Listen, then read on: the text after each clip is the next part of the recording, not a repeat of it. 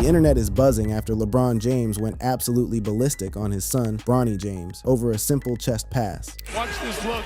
And son. On the surface, it feels like just another viral sports moment, but not for Bronny, who's been fighting to prove himself. Now, fans are questioning what this could mean for their relationship moving forward. The moment itself.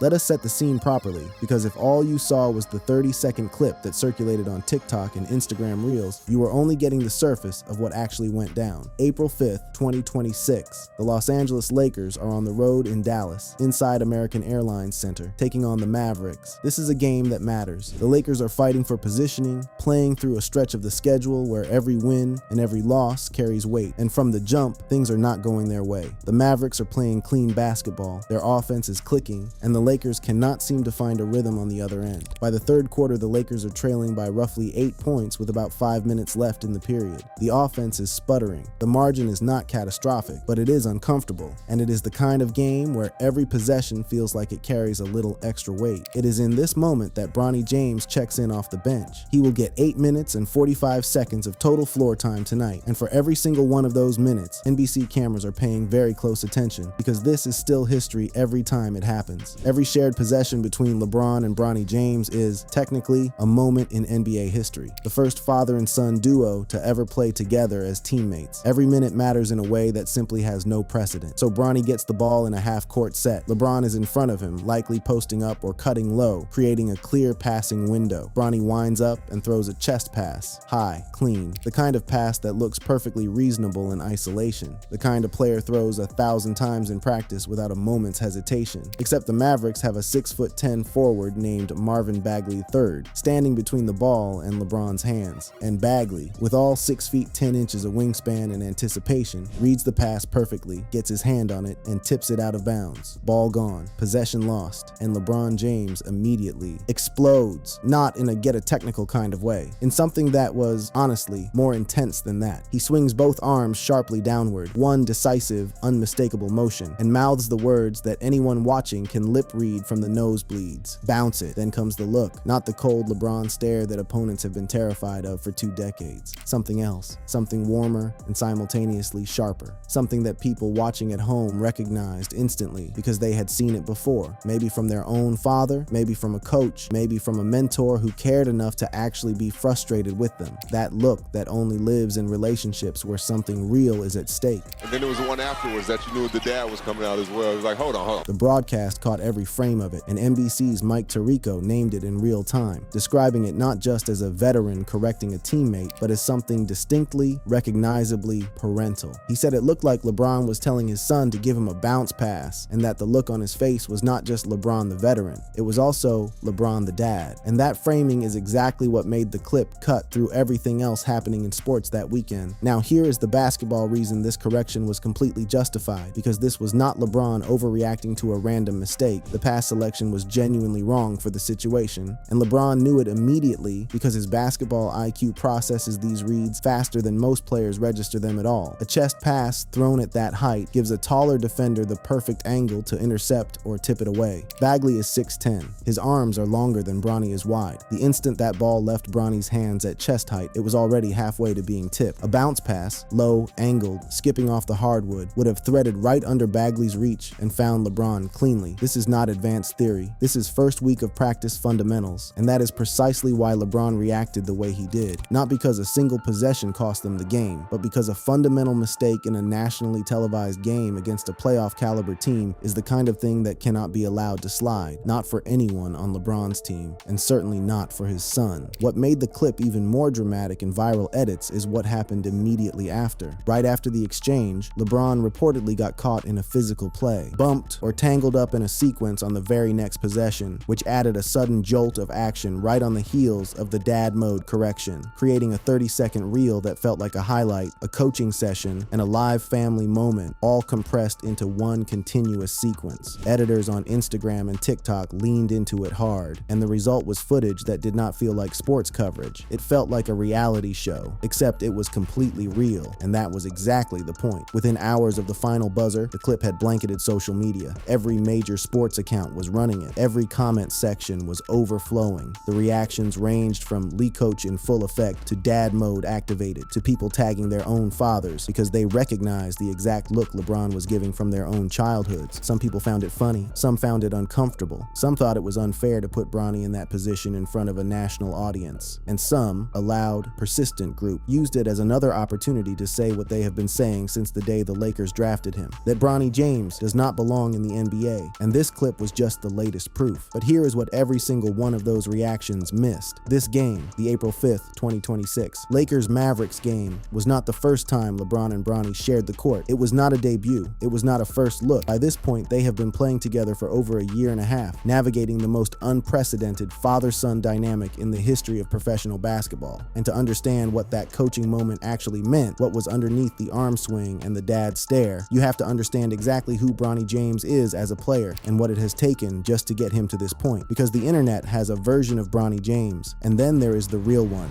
who Bronny James actually is.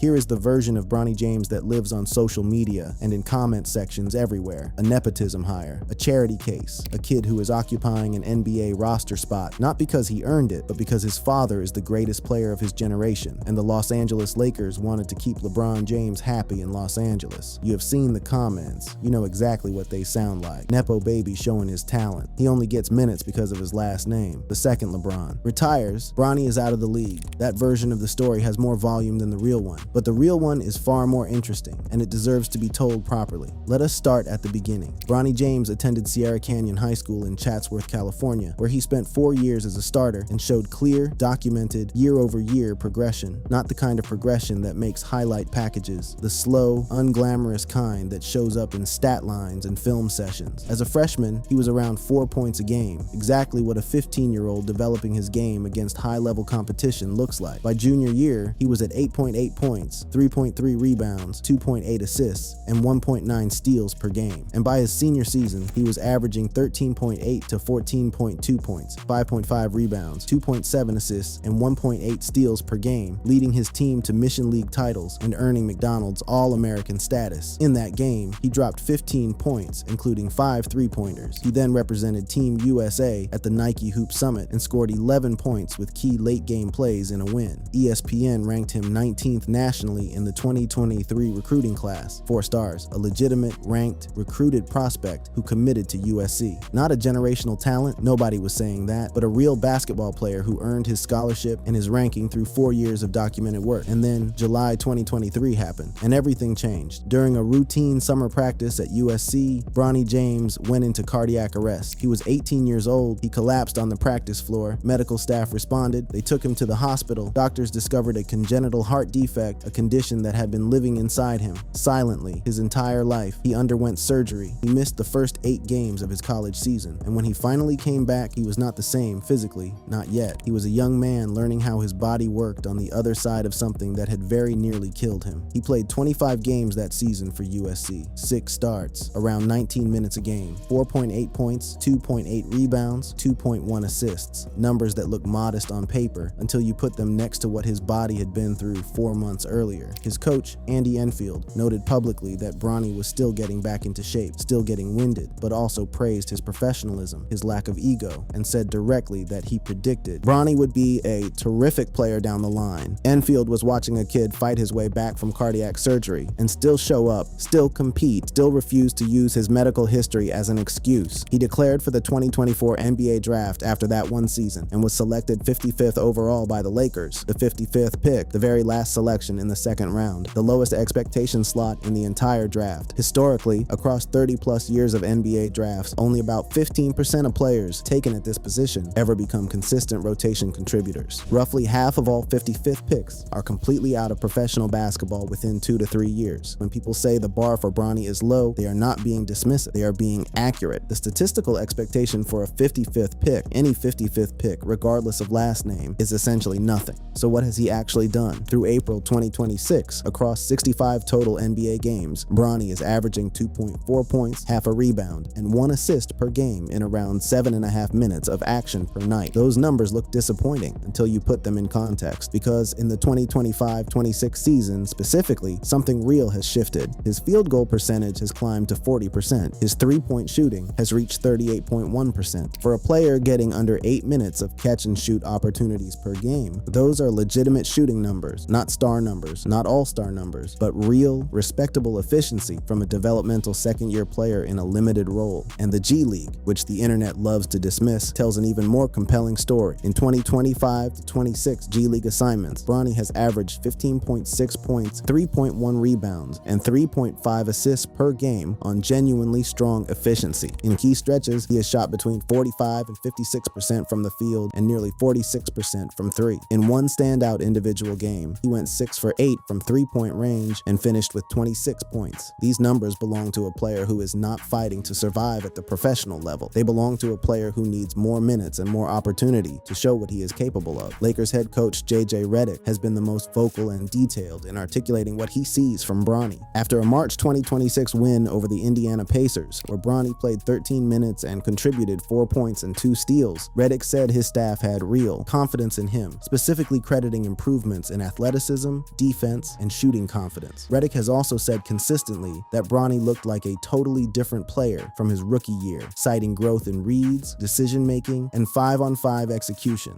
He's just more comfortable. Last year was a great year for him and his development.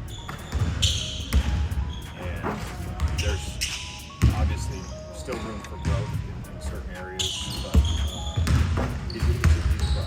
That comfort Redick is describing was earned through repetition and hard work, not given. It came from G League reps, from conditioning sessions, from showing up every single day as the most scrutinized 55th pick in draft history and doing the work regardless. He looks just comfortable and confident like that. Redick has also been honest about what still needs work. The biggest barrier, in his words, is conditioning, elite stamina, the ability to sustain his defensive intensity over longer stretches without fading. That is the gap between Bronny, the promising piece, and Bronny, the reliable rotation guard. And it is a gap that is narrowing with every G League assignment, because defensively, the tools are already real. Scouts have drawn comparisons to players like DeAnthony Melton, Davion Mitchell, and TJ McConnell, pesky, relentless, high-motor guards who disrupt offenses through anticipation, quick hands, and constant on-ball pressure rather than raw athleticism. His wingspan is reportedly around 6 feet 7 inches, despite a 6'2" listed height, which gives him deflection angles and passing lane reads that his compact frame does not suggest at first glance. Bronny himself has addressed the criticism directly and publicly. He sees the comments. He has said clearly that he is not a robot without feelings, that the negativity gets to him, but that he uses it as fuel. He shows up, he works, he keeps his head down and keeps improving, which is all any player with his draft position and his context can reasonably be expected to do. That is the real Bronny James, not the meme, not the charity narrative. A 20-year-old who survived cardiac arrest at 18, came back to compete 4 months later, got drafted 55th, plays alongside his legendary father in front of a national audience every single night, and is quietly, stubbornly, measurably getting better in one of the hardest environments in professional sports. Which brings us back to the bounce pass and what it actually means that LeBron reacted the way he did. What the moment really tells us. Here's the thing about that clip that no meme, no reaction video, and no Twitter thread has stopped long enough to say clearly. LeBron James did not get that. Frustrated with Bronny because he has given up on him. He got that frustrated because he has not. And those two things could not feel more different from the inside of that relationship. Think about that for a second, because it actually matters. LeBron James has been correcting teammates in real time for over 2 decades. Every team he has been on, every city he has played in, every era of his career, the veteran leadership, the pointed gesturing, the on-court coaching of guards and bigs and everyone in between. This is not new behavior for LeBron James. What is new is who is standing across from him when he does it. And the internet keeps misreading the emotion. The frustration in that moment was not contempt, it was investment. And there is a massive, meaningful difference between the two. When a coach or a parent reacts with visible intensity to a mistake, it is almost never really about the mistake itself. It is about what the mistake represents. A chest pass thrown at the wrong height is not a catastrophic error. Basketball players at every level make that read incorrectly, every game, every night, all season long. What it represents in LeBron's eyes, in that specific game, in that specific moment, after a year and a half of playing alongside his son, is a failure to apply something that has already been taught. And for a man who has spent his entire adult life demanding the single highest standard from every player around him, that is where the frustration lives. Not in the mistake, in the gap between what he knows his son is capable of and what happened on that possession. Across the entire span of NBA history, this moment is being described as genuinely unique, and it is. Not because LeBron has never coached anyone on the court before, and not because Bronny has never made a fundamental error before. It is unique because no other father and son have ever shared the NBA floor as teammates. Del Curry never corrected Steph Curry mid-possession in a live NBA game. Michael Thompson never yelled at Klay Thompson to throw a bounce pass on national television. Doc Rivers and Austin Rivers had a famous father-son relationship in basketball, but they never played together as teammates. There is simply no comparison in the history of this sport. Every shared minute between LeBron and Bronny is unprecedented, and that means every shared moment, including the frustrating ones, is entering territory nobody has ever navigated before. And this particular moment did not come out of nowhere. The first time LeBron and Bronny shared an NBA floor was in preseason on October 6, 2024, which also happened to be Bronny's 20th birthday. They played their first regular season game together on October 22, 2024, in the season opener against the Minnesota Timberwolves, where Bronny checked in late in the second quarter to a standing ovation from the Staples Center crowd. In March of 2026, LeBron found Bronny in the corner on a drive and kick, and Bronny knocked down the three-pointer, the first father-to-son assist in NBA history. They have both dunked in the same game. They have logged dozens of shared minutes across 2 seasons. By the time that chest pass got tipped by Marvin Bagley on April 5th, this was not two strangers navigating a miscommunication. This was a father who has watched his son fight through cardiac arrest, through a shortened college season, through a second-round draft slot, through an avalanche of public criticism. A father who knows every single thing his son is capable of, reacting in the only language LeBron James has ever spoken on a basketball court: total, uncompromising, zero-tolerance standards for everyone, including himself, and especially for Bronny. The broadcast captured every beat of it, and Mike Tirico named it out loud in real time. That look was not just LeBron the veteran, it was LeBron the dad. Both things were true at the exact same moment. The coaching and the parenting lived in the same arm swing, the same pointed stare, the same single correction delivered in public under the brightest lights in the sport. Social media reacted instantly and loudly. The clip blew up on Instagram, TikTok, Twitter, and YouTube Shorts within hours. Le Coach in full effect. Dad mode activated. People were tagging their own fathers in the comments because the look on LeBron's face was one they recognized from their own childhoods, from a dinner table correction, a sideline conversation, a moment when someone who loved them refused to let something slide. That universality is what separated this clip from 1,000 other on-court exchanges that happen every single night in the NBA. The coaching was real, the basketball was real, but the relationship underneath it was what resonated. And then there is the part of this story that is harder and more uncomfortable but needs to be said directly.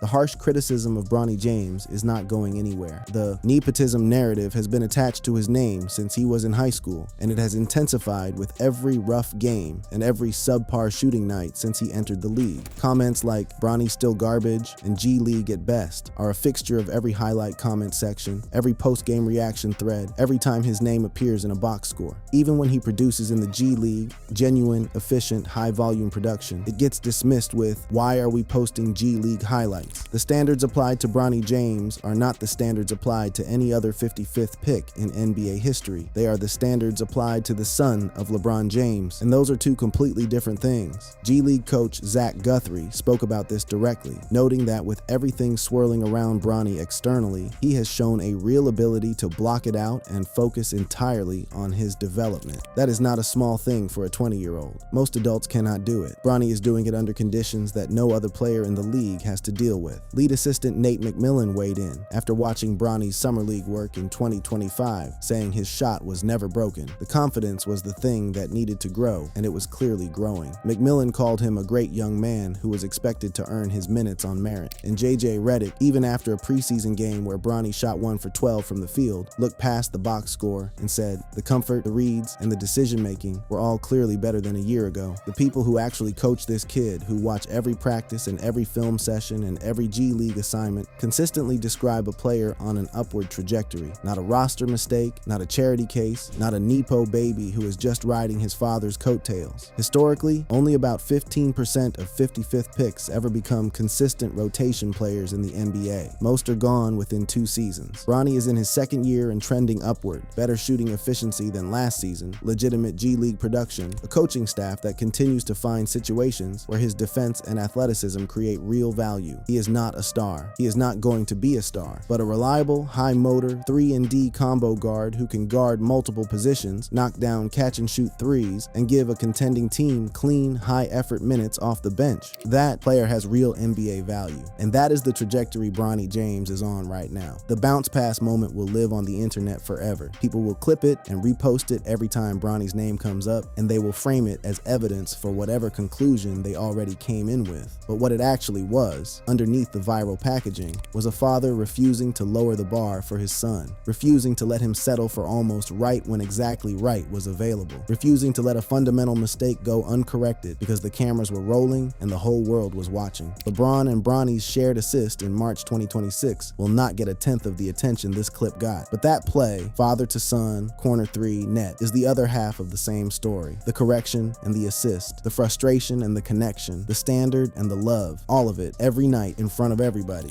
Bronny James is still learning. He will throw more chest passes when bounce passes were needed. He will have rough nights and rough stretches and comment sections full of people who have already written the ending to his story. And when he makes mistakes, his father, the greatest player alive, also just a dad doing what dads do, will correct him in real time, on camera, without apology. And honestly, that might be exactly what it takes. Found this information exciting and unbelievable? Be sure to check out other similar and amazing videos on the screen. Thanks again for watching. I'll see you in the next video.